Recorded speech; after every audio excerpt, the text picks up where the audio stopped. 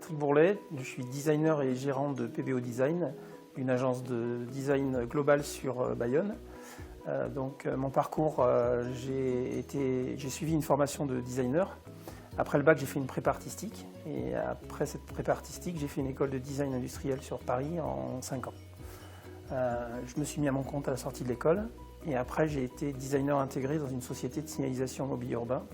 Et j'ai créé donc mon agence PBO Design en 1996, donc ça fait 24 ans maintenant.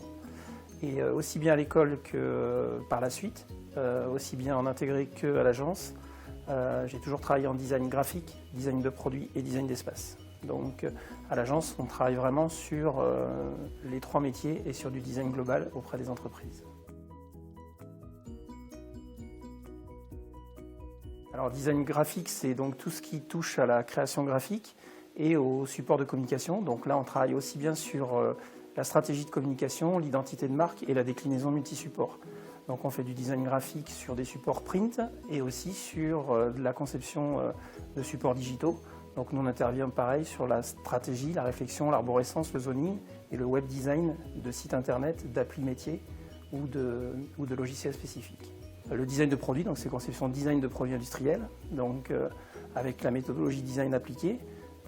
Et le design d'espace, c'est des concepts d'aménagement. Donc ça peut être pour des surfaces, des grandes surfaces, ça peut être pour des concepts d'aménagement de magasins, de bureaux. Ayant travaillé pendant 5 ans en tant que designer intégré dans une société de signalisation et de mobilier urbain, on fait aussi des études signalétiques pour les collectivités. Alors en fait, je ne savais pas ce que je voulais faire jusqu'au bac, puisque voilà, j'avais du mal à trouver ma voie. Et j'étais parti pour faire un bac, j'ai fait un bac D, et j'étais parti pour faire pharmacie comme mon frère. Et quand j'ai vu ce qu'il faisait, j'ai dit non, c'est pas pour moi. Et j'ai toujours adoré dessiner et créer, et donc j'ai carrément posé la question à mes parents, en leur disant est-ce que vous acceptez que je fasse une prépa artistique justement pour... donc ils ont accepté, et c'est pendant cette prépa artistique où là je me suis révélé, entre guillemets, c'est-à-dire que là où j'ai découvert plein de métiers, plein de compétences artistiques et créatives. Et c'est pendant cette année-là que l'école de design est venue présenter l'école, et ça a été un révélateur pour moi. Et c'est là où je me suis dit, ouais, c'est vraiment ce que je veux faire. Donc je me suis inscrit, j'ai passé le concours de l'école de design, donc j'ai été retenu, et donc je suis rentré en école de design par la suite. Le fait que je me sois mis à mon compte à la sortie de l'école, je voyais que je pouvais obtenir des projets qu'en design graphique, justement, en communication, alors que j'avais fait une spécialisation en design produit en 2e année. Le produit m'intéressait, et dans le métier de designer, ce qui m'intéressait, c'était justement le fait de pouvoir travailler aussi bien sur du graphisme, du produit, de l'espace, et donc dans la globalité un petit peu de l'intervention de design.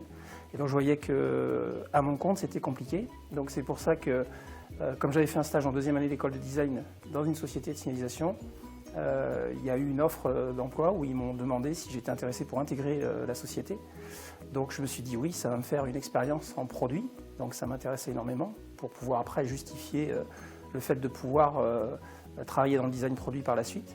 Et puis en fait, je suis resté 5 ans intégré chez eux parce que justement il n'y avait pas de service communication, pas de service marketing. Il y avait tout le design produit à faire, les réponses aux appels d'offres, les salons, etc.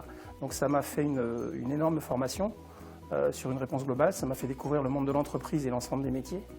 Et justement l'interdiscipline qu'il pouvait y avoir et le lien qu'il y avait à faire sur les différents services et comment apporter justement cette vision design à l'intérieur d'une entreprise. Parce qu'au bout de 5 ans, il n'y avait pas beaucoup de services qui évoluaient au sein même de l'entreprise. Donc j'ai profité d'un changement de direction d'entreprise pour pouvoir négocier mon départ et créer mon agence. J'ai continué à travailler avec eux, et je continue à travailler avec eux d'ailleurs depuis la création de l'entreprise. Mais ça m'a permis effectivement de voler de mes propres ailes et de commencer à développer dans d'autres secteurs d'activité et de manière plus large, graphisme, produits et espace.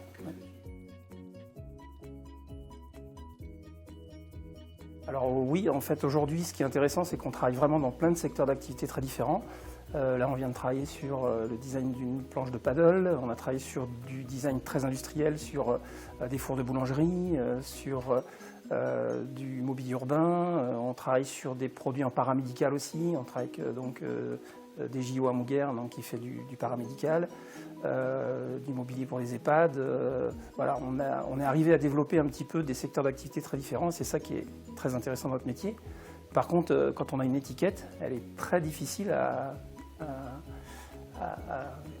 enlever, effectivement, parce que ayant travaillé pendant 5 ans intégré dans une société de signalisation mobilier urbain, en produit, je faisais que du mobilier urbain, que de la signalétique, que de la signalisation. Donc il a fallu arriver à choper des dossiers dans des secteurs différents pour pouvoir montrer un peu le panel du design à ce niveau-là. Il faut faire du commercial, il faut bouger, il faut créer de l'envie au niveau des entreprises pour pouvoir te tester. Donc ça a été ça le plus difficile. Mais voilà, au fur et à mesure, on y arrive. Et puis montrer la méthodologie, travailler aussi sur même des projets qui au début ne sont pas forcément concrets, mais montrer qu'on est en capacité à travailler dans ces secteurs-là. J'ai commencé tout seul. Au bout de 2 ans, j'ai embauché donc une personne pour m'aider principalement sur la partie graphique. Et maintenant, depuis presque 15 ans, on est 5 à l'agence. Ça fait plus de 15 ans que je travaille avec une franchise de magasins notamment, où là, on est intervenu au fur et à mesure sur du global. C'est-à-dire qu'au début, on est rentré chez eux par un concept d'agencement des magasins. Et en fait, après, on a commencé à travailler avec eux sur la stratégie de communication, la création de communication, l'exécution graphique de tous les supports de communication. Et on a même fait du design produit marque distributeur. Donc ça permet d'avoir une vision et un accompagnement global sur des franchises et en création ou en développement.